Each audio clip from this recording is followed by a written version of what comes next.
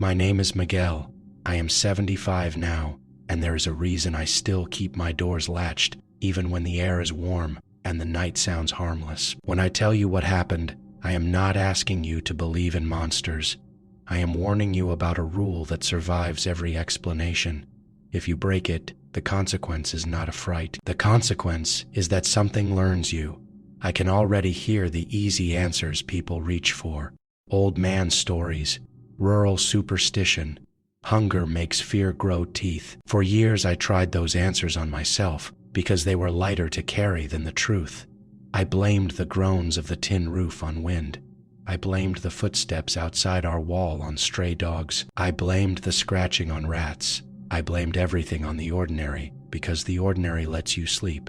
But the ordinary never whispers your family name in the dark. When I was 10, we lived in a small adobe house at the edge of an enormous forest.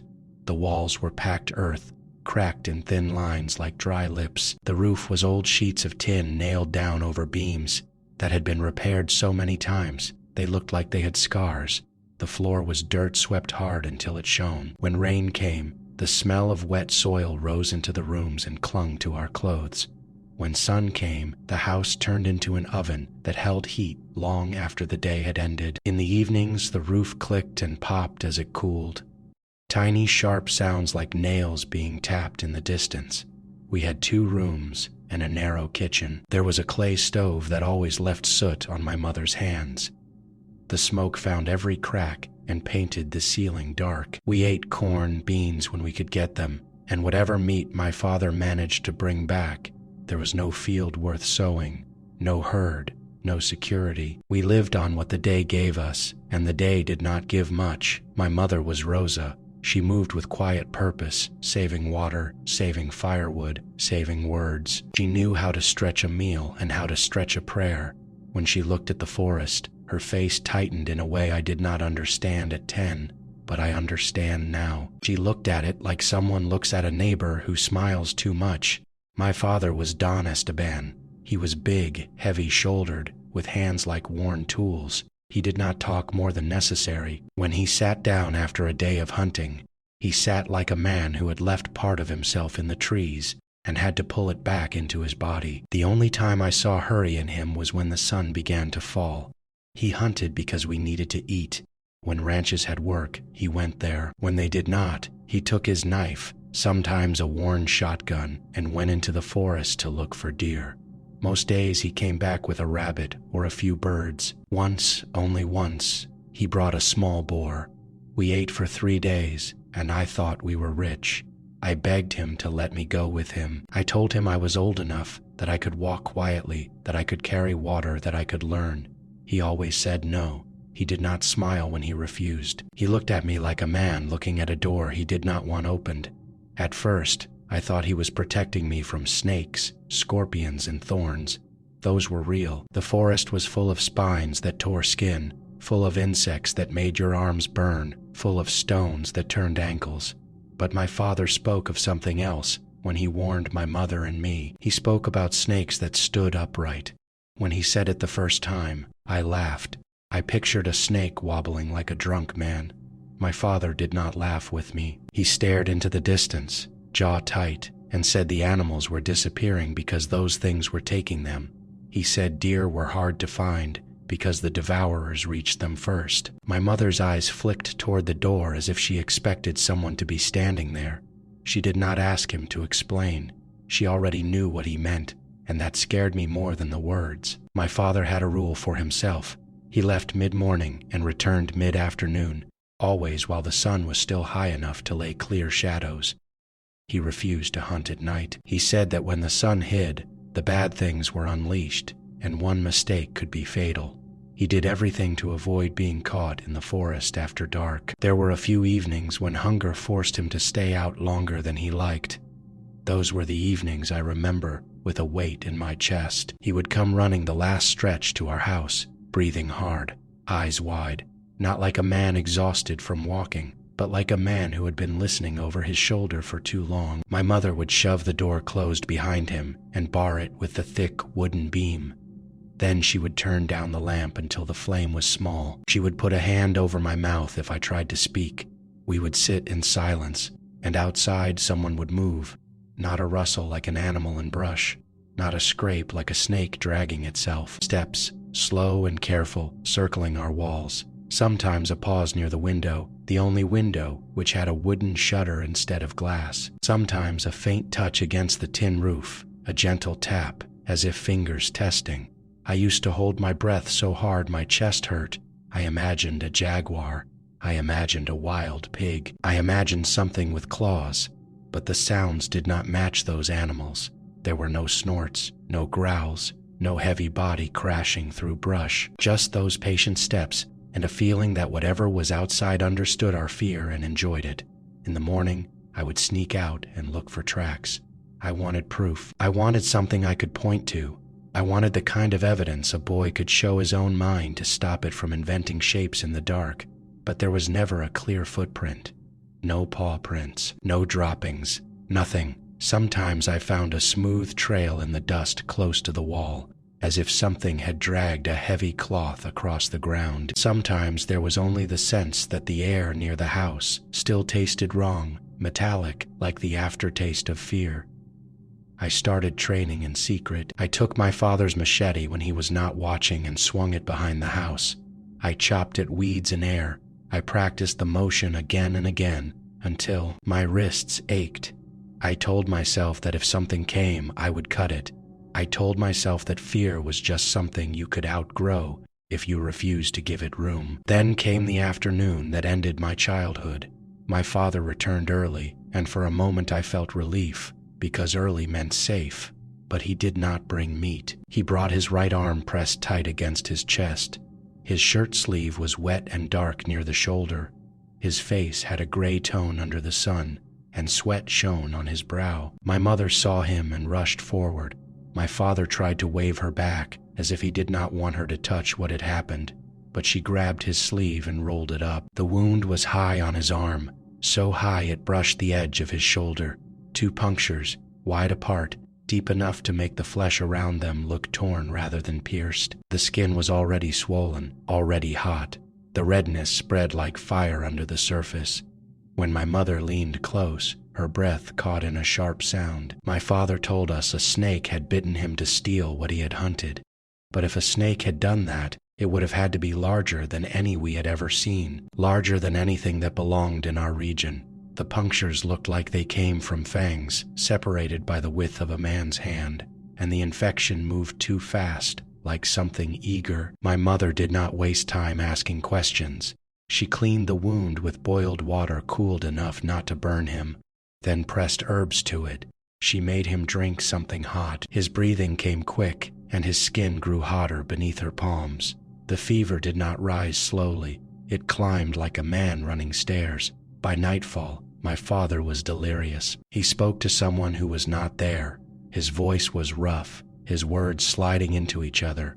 He said the snake was not only a snake. He said it was a woman in one moment, and something that crawled in the next. He said she was black, not like skin, but like scorched bark, and that her mouth opened too wide, as if her face had been split. He said her eyes were like a cat's, bright and unblinking, and when she moved through trees, she did not make branches bend. My mother tried to stop me from listening. She ordered me to go outside, to fetch water, to do anything away from his voice.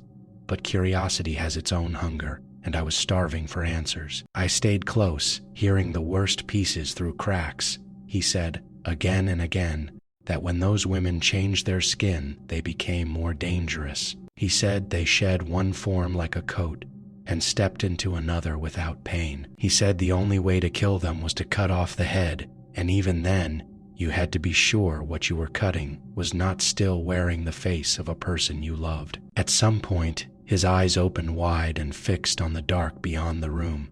His voice turned small, almost pleading. "Do not let the sun leave me," he whispered. "Do not let me be outside when it goes." Then he grabbed my wrist with surprising strength and pulled me close. His hand was burning. "Promise me, Miguel. Promise you will never go into the forest without the sun." I promised, because children will promise anything when they love someone enough. I did not know how quickly I would be forced to break it. That night, the sounds outside started earlier. My mother barred the door as if she were sealing a grave. She kept the lamp low. The air in the house smelled of sweat, herbs, and fear. Outside, the steps circled the walls again. They paused near the window. The wooden shutter creaked as if something leaned close. I heard a breath, slow and steady, too calm to be an animal. I thought, for a moment, that my father's fever had infected my senses, that my fear was making everything bigger. I told myself that. I repeated it like a prayer. A boy needs a place to put his terror. Just before dawn, something whispered against the wall, so close it felt like the house itself spoke. Give him back. In the morning, my father was worse. My mother's eyes were red from crying without sound. She told me she had to go to a curandera who lived deeper into the forest. Someone had told her about a plant that could close wounds and cool poison. The walk would take an hour each way. She looked at my father, then at me, and her fear hardened into decision. I offered to go. I walked faster, I said. I could return before dark, I said. My mother hesitated only long enough to measure the risk of leaving my father alone against the risk of sending me away. Hunger teaches families to gamble, she agreed, but her voice shook as she gave instructions. Stay on the path. Do not follow any side trail. If you hear something, keep walking. If you see something, keep walking. Do not answer anyone who calls you. If you feel lost, do not step off the path to search. Sit and wait for daylight. Those instructions felt too heavy for an ordinary herb errand. Before I left, I asked her again what my father meant by skin changing. My mother stared at the floor as if the dirt might give her a kinder answer. Then she spoke the word she had avoided, brujas, witches. She told me they were women in daylight. She told me they left their skin behind at night like a dress. She told me they moved in ways that broke the rules of animals. She told me they fed on more than meat. She told me my father had always feared them and that the forest belonged to them after sunset. The world shifted inside me. The path ahead felt longer. My mother pressed the machete into my hands. It was heavier than it looked. She kissed my forehead and told me to go now, before hesitation stole time. Her lips were dry and trembling. I entered the forest under a bright sky, but the trees swallowed light quickly. The air under the canopy was cooler, damp, carrying the sour smell of rot. Birds called above, then went quiet as I moved deeper. The silence left room for my own breathing, which sounded loud. After 15 minutes, I saw the first strip of shed skin. It lay across the path like a pale ribbon. I stepped over it, telling myself it was normal. Snakes shed, that is what they do. Then I saw another, then another, thicker, longer. Some of them looked as if they had been pulled off in one piece, complete with the faint pattern of scales. I felt my stomach tighten. When I looked up, I saw more, hanging from branches. They were draped over limbs like cloth, like someone had climbed up and laid them there on purpose. The sight made my mouth go dry. My mind tried to build a logical explanation. Maybe the wind caught them and tossed them into trees. Maybe birds dragged them. Maybe it was coincidence. But there were too many, and some were so large that they seemed impossible, heavy as blankets. A thought came uninvited, and it was not a boy's thought. It was an old fear waking early. What if those were not just skins? What if they were signs? I kept walking, forcing myself not to run, because running felt like admitting that I was prey. The path split once, a narrow trail branching off into thick brush. I stayed on the main route, repeating my mother's instruction like a chant. When I finally reached the curandera's house, I felt as if I had crossed into another country. The clearing was smaller than ours, the trees closer, as if watching. I knocked hard, too hard. My knuckles stung. The door opened quickly, and a woman stood there who looked both old and unbreakable. Dua Eulalia. Her eyes were black and sharp. Her hair was tied back, streaked with gray. Her face carried no softness, only a firm knowledge that did not ask permission. She looked past me into the trees as if checking whether I had brought company. I told her my father was sick. I told her about the bite. I told her about the fever. I told her my mother sent me for herbs. My words spilled out fast, and I could hear my own desperation. She let me inside, and the air hit me like a wall. It smelled of burned wax, dried plants, smoke, and something sweet and heavy that I later learned was incense. The room was crowded with bundles of herbs hanging from beams. Clay bowls sat near the stove, filled with powders. A small altar stood against the far wall. Candles melted down into thick pools. There were saint images, but they shared space with other things, older things. A carved wooden skull rested in the center, its empty eyes seeming to follow me. In one corner, dried animals hung by string, their bodies stiff and twisted into shapes that made my skin prickle. Large toads, shriveled but still ugly, sat on a shelf like warnings. Dua Iolalia did not apologize for the sight. She watched me watch it, and her expression said that fear was a tool, and she knew how to use it. When I told her my father had spoken of a woman who became a snake, her hands stopped moving. For a moment, even the crackle of the stove seemed quieter. She asked me if I was sure. I told her my father was delirious, that he might have imagined it, but the wound was wrong, too large, too fast, too angry. She nodded once slow. "That plant you came for will do nothing," she said. "That is not a common bite. That is a bruja bite, and a bruja bite is a sentence if you treat it like a scratch." She named a different herb, something that had a name I could not hold on to then. She said it grew in a certain place, not far, but far enough. She did not have it prepared. We would have to go now. I begged her to help me. I could not return empty-handed. My father needed something real, not hope. Doichualalia took a cloth bag and gestured for me to follow. Her movement was not hurried, but it was urgent. She told me to stay close and to keep my mouth shut if I heard anything that sounded like a voice. "Some words are hooks," she said. "Once they catch you, they pull." We entered the forest together. Walking behind her felt both safer and more frightening. Safer because she moved like she belonged. Frightening because the way she moved suggested she knew exactly what could happen. We walked deeper than I had gone earlier. The light grew thin, the air smelled sharper, and the dampness felt like cold fingers against my neck. Dua Eulalia paused often, kneeling to examine plants, smelling leaves, murmuring words too low for me to catch. I watched her hands. They were steady, careful, as if she were working with something that could strike. Time stretched. I kept glancing at the sky through the branches, measuring how much day remained. My fear of night was no longer theoretical. It was a clock ticking inside my ribs. Finally, Dofortia Eulalia stopped near a cluster of low plants and reached for one. She pinched a leaf, rubbed it between her fingers, and brought it to her nose. Her eyes narrowed, then she nodded as if satisfied.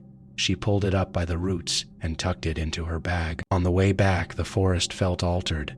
The same trees stood in the same places, but the space between them seemed thicker, like something had settled into it. I noticed marks in the soil, a wide, smooth trail running parallel to our path. It looked like something had dragged itself there, heavy and slow. The dirt was freshly disturbed. It had not been there when we came. I stopped, staring. Dosualalia did not. She kept walking and told me without turning to keep moving. "Do not stand where you can be measured," she said. That sentence dropped into me like a stone.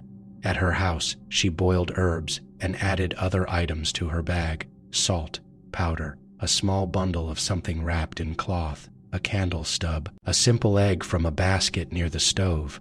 When she saw my eyes on it, she said the egg was not food tonight. "It is for fear," she said.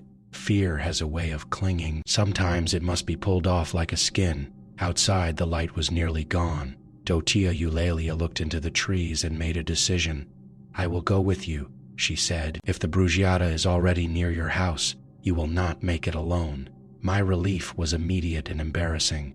I hated that I needed her, but I needed her. I showed her the path I knew. She frowned and said that path was dangerous at night, full of serpents and worse, but there was no other route I could trust. The forest does not forgive wandering. We started back. Dua Eulalia told me to walk slowly, to keep my steps soft, to avoid snapping branches. She said, "The owners of the place did not like noise." That word, owners, made my throat tighten. The forest darkened quickly. Shapes became outlines. Outlines became guesses. My ears grew sharper, catching every small movement, every leaf shifting, every distant call. Dua Eulalia stopped suddenly. Her hand rose, palm out.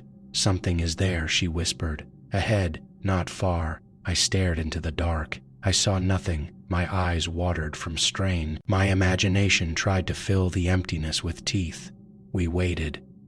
The silence felt alive, as if it were listening back. After a long moment, Dua Eulalia moved again, and I followed so close I could smell the smoke in her hair. I gripped her sleeve like a drowning man grips rope. Then came the sound, a low growl, wet like a cat, but larger, deeper wrong. It came from the brush to our right, then faded, then came again from above, as if moving without effort. I wanted to run. My legs trembled with the urge. Dua Eulalia kept walking, as if stepping through a room where a sleeping dog lay, careful not to wake it. Something large moved overhead, not the flutter of a bird. The air pushed down in a heavy beat. Leaves shook. I ducked instinctively. The shape passed above us, unseen but felt, and the growl followed it like breath. It circled and passed again, closer. Dua Eulalia murmured words under her breath, words that sounded older than Spanish. I could not tell if she was praying or threatening. In the distance, I saw a faint glow, the weak lamp in our house. I never loved a light so much. Even with the lamp in sight, I heard something behind us, sliding, dragging, keeping pace. It was not loud, it was patient. When we reached the clearing, my mother opened the door before we touched it, as if she had been listening for our steps the whole time. Her face was pale. She pulled us in fast and shoved the door closed. "It has been here," she whispered. "It keeps circling." Dua Eulalia stepped to the doorway and did something I did not understand. She drew a symbol on the frame with powder, pressed salt into the threshold in a thin line, and breathed on it as if giving it life. Then she told my mother to bar the door and told me to keep away from the window no matter what I heard. My father lay on his mat, his skin shining with fever. His breathing sounded like it had to push through mud. Dua Eulalia went to him at once, opened her bag, and began working. She boiled the plant she had gathered, made a drink, and forced it into him a little at a time. She pressed a paste onto the wound. The smell was bitter and sharp, filling the room. Outside, the sounds returned. Footsteps slow, circling our walls. Something scratching at the tin roof with a light, deliberate pattern. The shutter on the window creaked, as if a hand leaned against it. My heart beat so hard I felt it in my throat. My mother moved between my father and the door, clutching a cloth as if she could wipe away the danger. Dua Eulalia spoke without looking up. "It wants what it marked," she said. "It thinks your father belongs to it now. That is what the bite is, not poison. Ownership."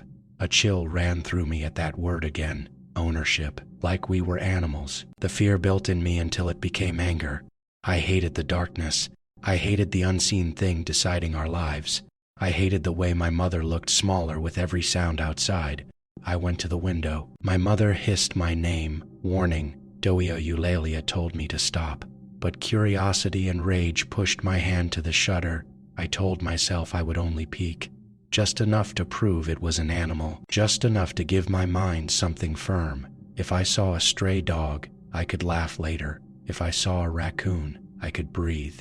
I wanted a lie I could hold. I pulled the shutter open a few inches. The world outside was almost black, but there was something in that darkness that caught the lamp glow and threw it back. Two eyes, bright, reflective, fixed on me, too level to the ground to be a snake, too close together to be a cat. They did not blink.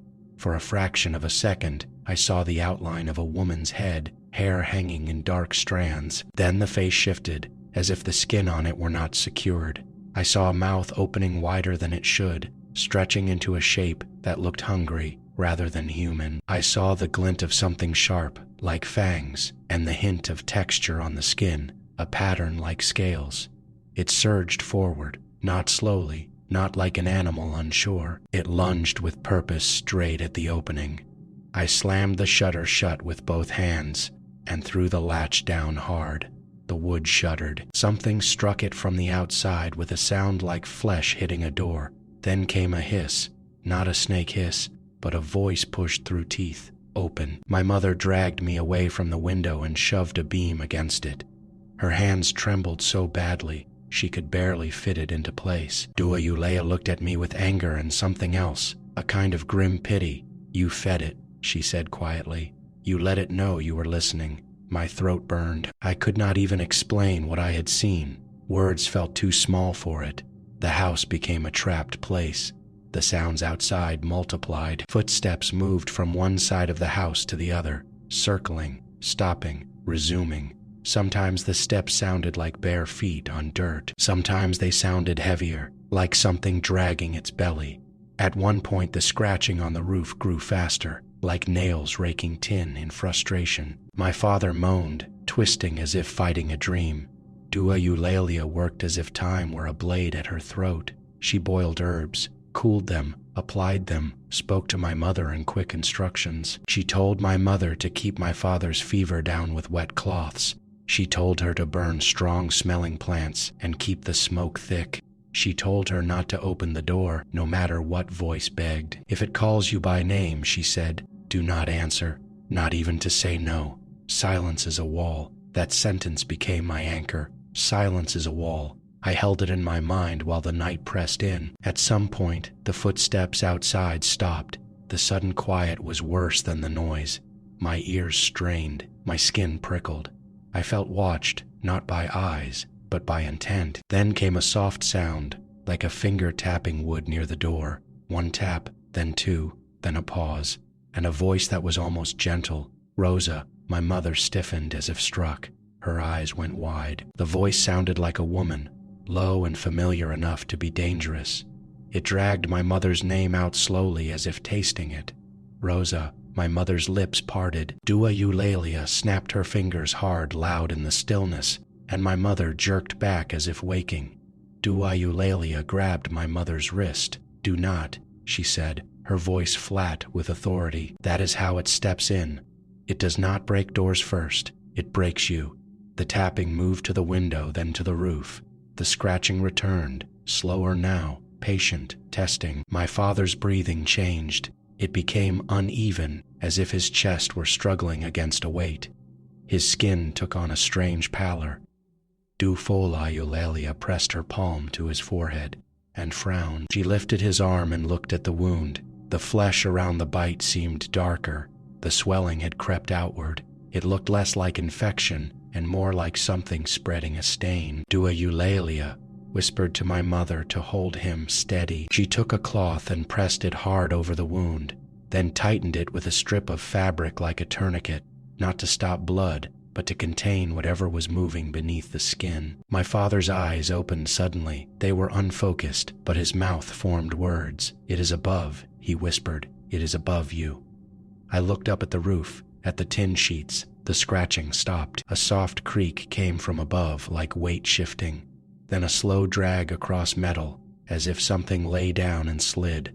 My stomach turned. I could imagine the shape there, belly against tin, listening to our heartbeats. Dua Eulalia moved to the center of the room and placed the egg in a bowl. She held it close to my head, then my mother's, and spoke words I did not understand. She passed it down my body, front and back, as if sweeping invisible dust. When she did the same to my mother began to cry silently, tears running down without sobs. Fear is sticky, Dua Eulalia said. It sticks to children first. We will not let it feed on what is already inside. Outside, something laughed softly. It was not a human laugh. It was a breathy rasp, a sound that tried to imitate amusement without understanding it. The laugh slid into a hiss, then into silence. Hours passed. The night refused to end. My arms ached from holding the machete, but I could not put it down. The blade felt like a promise even though I knew a blade might not matter. Once, near the deepest part of night, the scratching on the roof became furious. The tin vibrated. Dust fell from the ceiling. My mother clutched my father tighter. Dua Eulalia pressed her hand to the door frame where she had drawn her symbol and whispered quickly, her voice urgent. The scratching slowed. The footsteps returned to the ground. The house held. By morning, the sounds faded as if the sunlight burned them away. My father's fever fell a little. He did not wake, but his breathing steadied. My mother sagged with exhaustion, her hair loose, her hands stained green from herbs. Dua Eulalia did not relax. She said the witches would not give up. not when they could smell the wound. She told us to keep burning strong plants. She told us to stay inside even in the day if we could.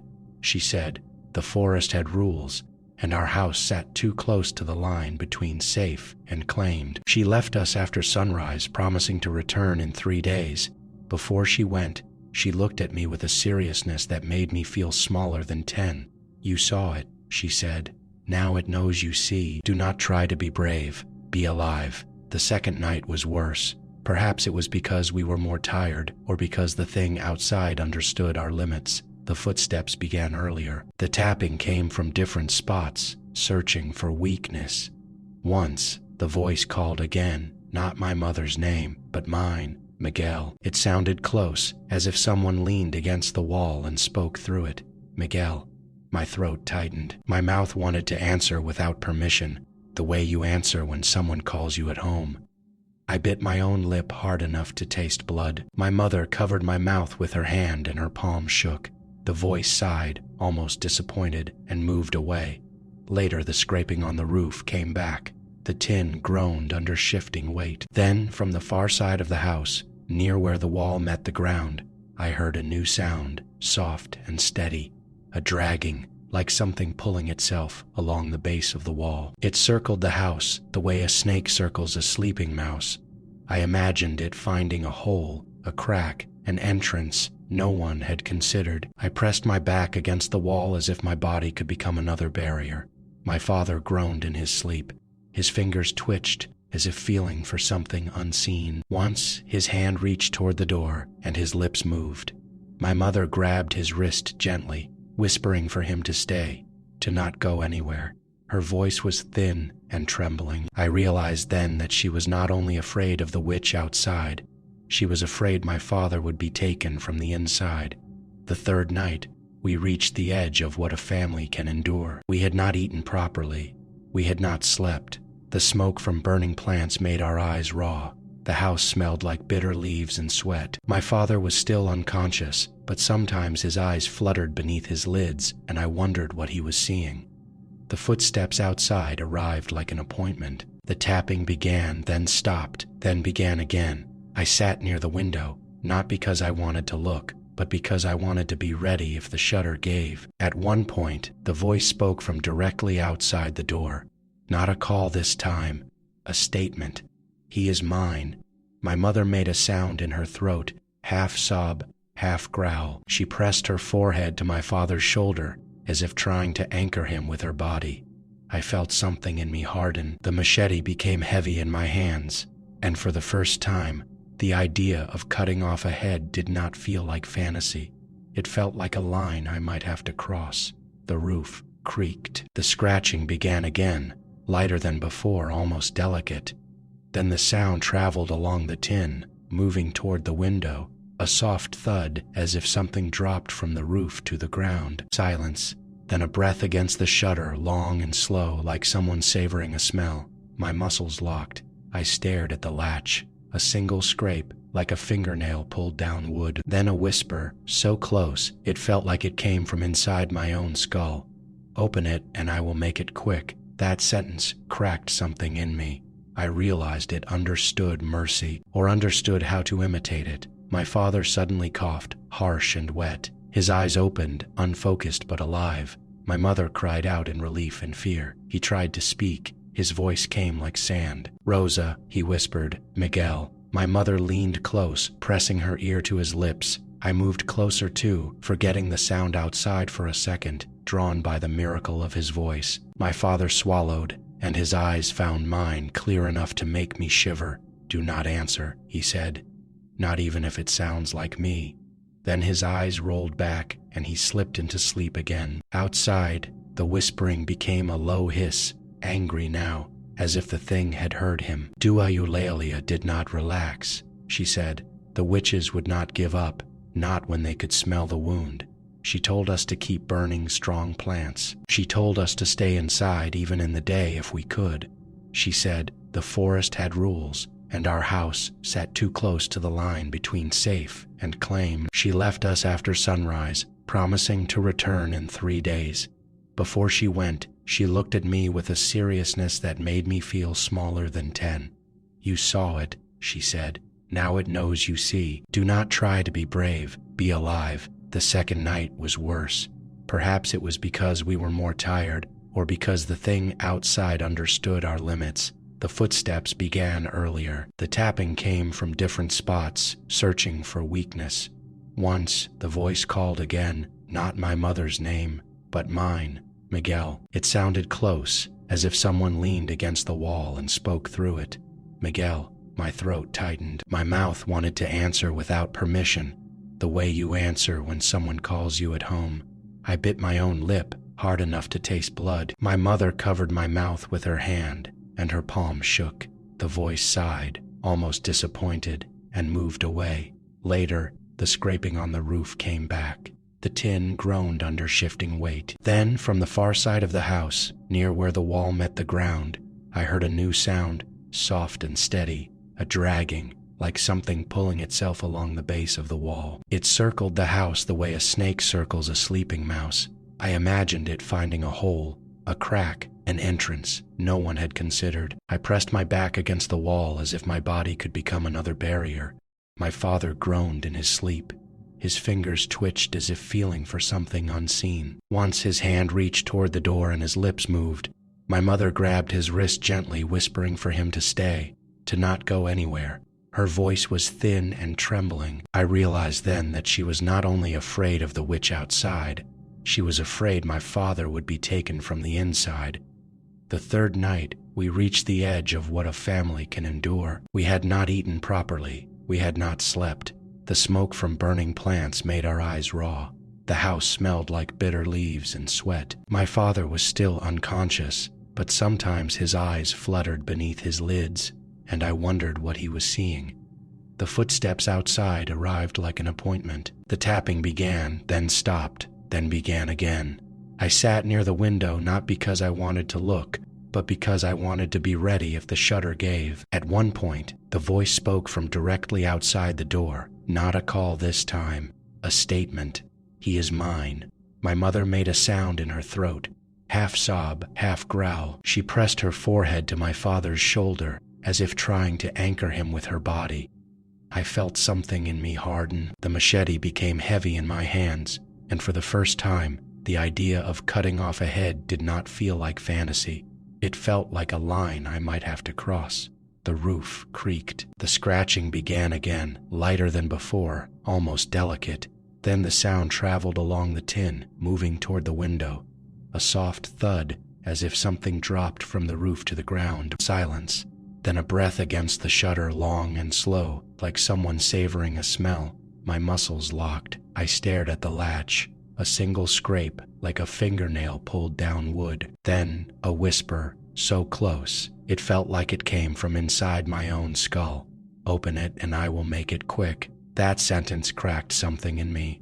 I realized it understood mercy, or understood how to imitate it. My father suddenly coughed, harsh and wet. His eyes opened, unfocused but alive.